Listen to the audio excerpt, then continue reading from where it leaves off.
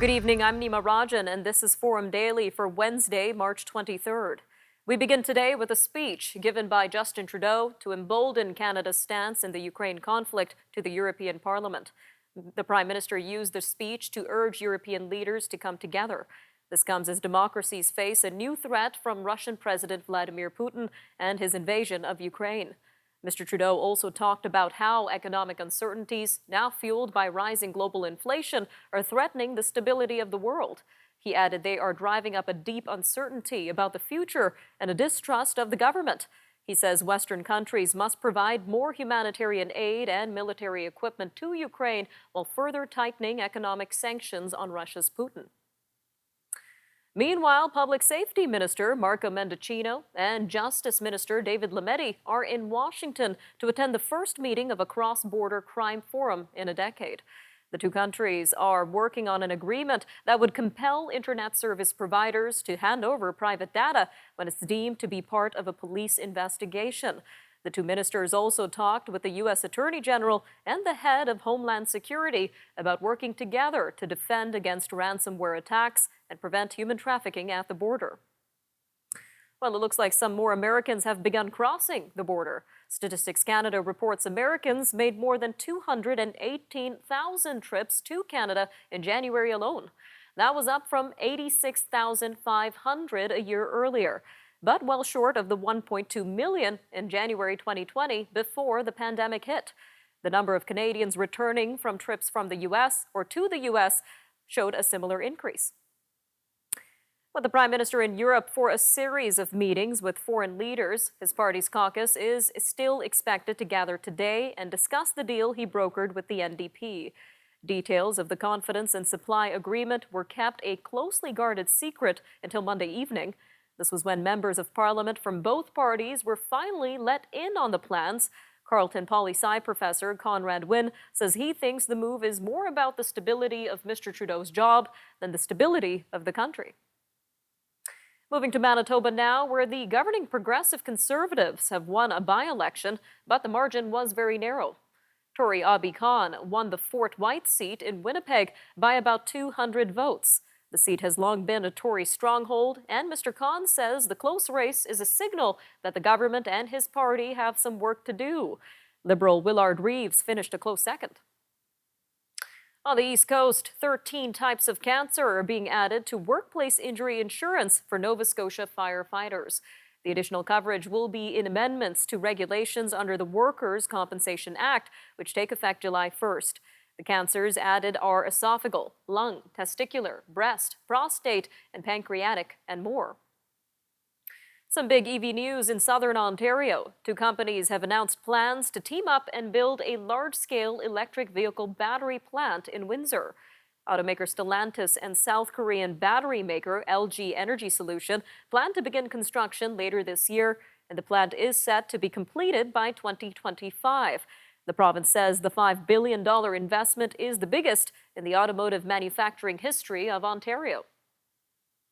Moving to Alberta now, where the Auditor General is giving qualified approval to how the provincial government handled an abandoned oil and gas well cleanup program. The province was given $1 billion from Ottawa for the cleanup and getting service contractors back to work. Doug Wiley says in a report that the program was well run, but the government wasn't ready for how quickly things in the energy industry change. He says oil prices rose so high over the course of the program that energy companies began to put their money into exploration instead of cleanup. That means some of the money could be left unspent and go back to the federal government. The Ontario government is making a move to help post-secondary students, and it will be extending a freeze on college and university tuition. The province had reduced tuition fees by 10% for the 2019-2020 academic year and froze tuition for another 2 years after that. The freeze is now being extended to the 2022-2023 academic year. Well, in a move toward reconciliation, the Oblates Religious Order is going to grant the National Center for Truth and Reconciliation full access to its archives in Rome. The order operated some residential schools in Canada, and its records may include letters from missionaries to their superiors. The Oblates say it's an important commitment, and it comes ahead of an Indigenous delegation meeting with Pope Francis at the Vatican later this month. We'll be right back after the break with a look at how to cope with Omicron as restrictions lift. We'll have an interview with Dr. Abhishek Raut, Medical Director of Apple Tree Medical Group, up next, so stay with us. We'll be right back shortly here on Forum Daily News.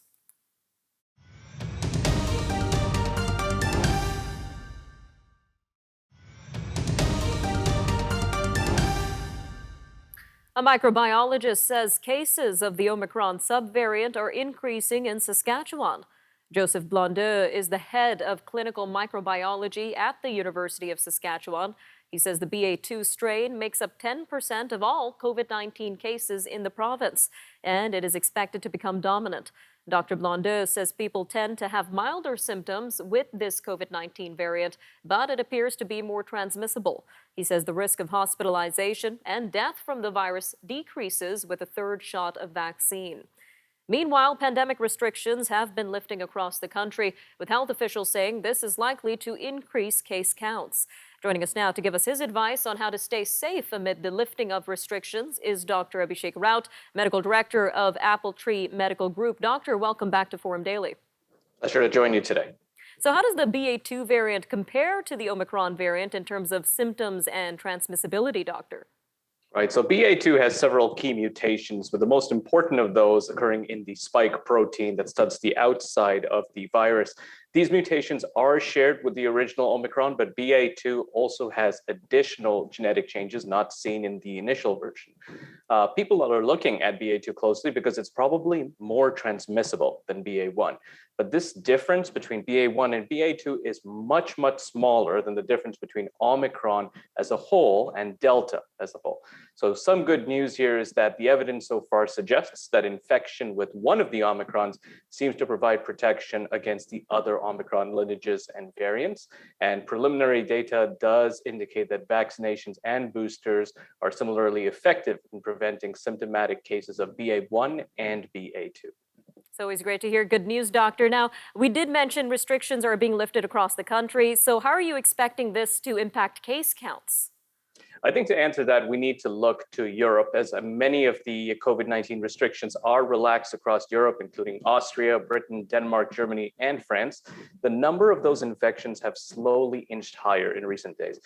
This uptick is driven mostly by the Omicron descendant BA2 and by people abandoning masks and gathering in big groups there.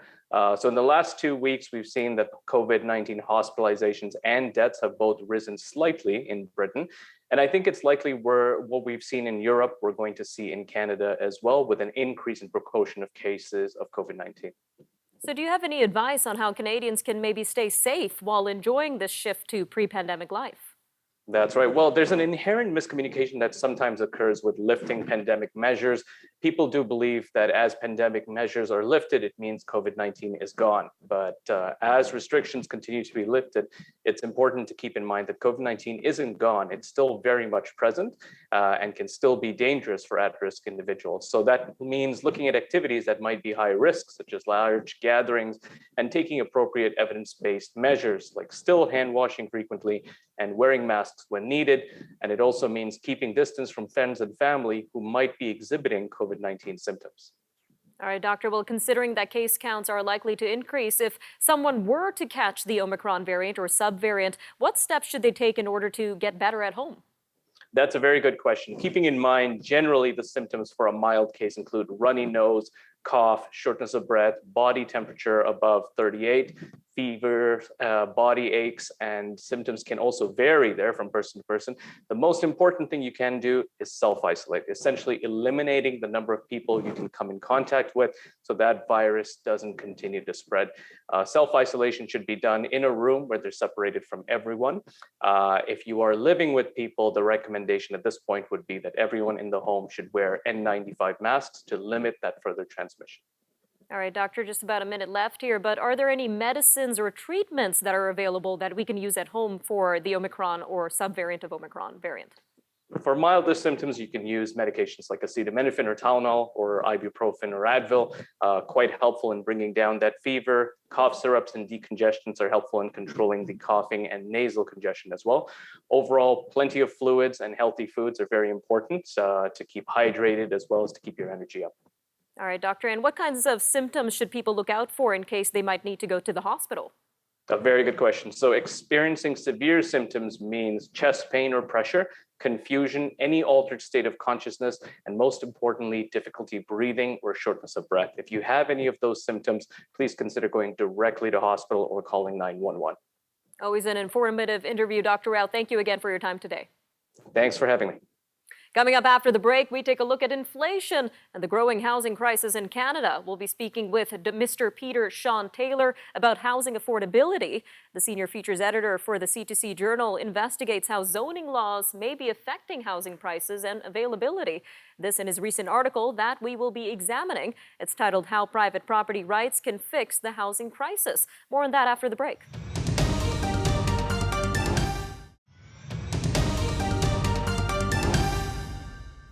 There is no relief in sight from climbing prices across the country, with Statistics Canada saying the annual inflation rate hit 5.7% last month. This is the highest in more than 20 years, and the second straight month above 5%. Economists say gas prices, grocery costs, and housing expenses all contributed to the leap from January's setting of 5.1%. And polling shows that Canadians across the country consider housing affordability to be a major issue. While governments at all levels say the issue is a priority, housing prices continue to rise. A new investigative article suggests that municipal zoning laws may be the issue. Peter Sean Taylor is the senior features editor at the C2C Journal and the author of How Private Property Rights Can Fix the Housing Crisis. He joins us now. Sir, welcome to Forum Daily. Pleasure to be here, Nima. So what led you to investigate the issue of housing and property rights in the first place? Well, as you mentioned in the intro there, certainly house prices have been a major issue in the past year or two, and going back much farther in Vancouver and Toronto, the really big housing markets in the country. People have been complaining house prices seem to be getting out of reach for many families, and the solutions pitched are always things like foreign investor tax or a house vacancy tax or special programs or subsidies or changes to mortgage standards, et cetera, all of which, as we've seen over the past couple of years, certainly haven't worked at all. The house prices are going up even faster now. So given that this is essentially a market problem of supply and demand, there isn't enough supply to meet demand, it made sense to me that there's going to be a market solution to it. And that brings you around to property rights. And your article is pointing to municipal zoning laws as the main issue in housing affordability. So can you unpack that for our viewers? Certainly, if you talk to anyone in the housing industry, developers, et cetera, people in the construction industry, the layers and layers of approvals, of consultations and studies and red tape and development charges, et cetera, that come out of the municipal level of government are really the blockages in terms of unleashing a lot of new housing supply. In Ontario, we've seen the Ontario Housing Affordability Task Force take on this issue of how can we solve the house price crisis, and the main conclusion from that report is that municipal rules are the big problem, and that the solution is to clear away a lot of these issues. The task force itself sets the goal of building 1.5 million new homes in Ontario by the end of the decade. So to do that, you're going to have to really speed up everything to do with getting new houses built, and that's approvals and studies and that whole range of things. So that's where the problem really lies, the blockage. Mm-hmm. And your article is saying Ontario is discussing an as-of-right concept. So can you tell our viewers a little bit more about this concept and how it would be impacting the housing supply crisis? Right. Well, the task force's centerpiece recommendation, I would argue, is as you said, as of right zoning. As of right means that you would remove a lot of the current zoning rules around residential houses throughout the entire province. The report recommends that anyone who owns a single family home right now would have the right, without having to go to their local city council and ask for zoning changes or whatever, would have the right to do almost whatever they want with that house. They could put a granny flat in the back. They could put a basement suite in the basement. They could turn it into a duplex. They could even tear it down and put up a fourplex up to 4 stories high on their land without their neighbors being able to complain, without city council putting rules on it. You're essentially unleashing the power of homeowners to do whatever they want with their property within certain reasons, right? I mean, it puts a 4-story limit on it, but really empowering homeowners to create new housing supply. And I think that's a pretty exciting idea. Exciting idea indeed, sir. Now, on the other hand, do you think this concept might infringe or limit the autonomy of local governments? Well, certainly you're going to get a lot of pushback from it. Because you're taking away the ability of municipal politicians to say what can happen in their jurisdiction. You would also be limiting the NIMBY community groups who don't like change. Mm-hmm. But there's another way of looking at this, and instead of taking away local control, we're actually giving more local control. We are giving control to the homeowners themselves rather than to the municipal government directly above them.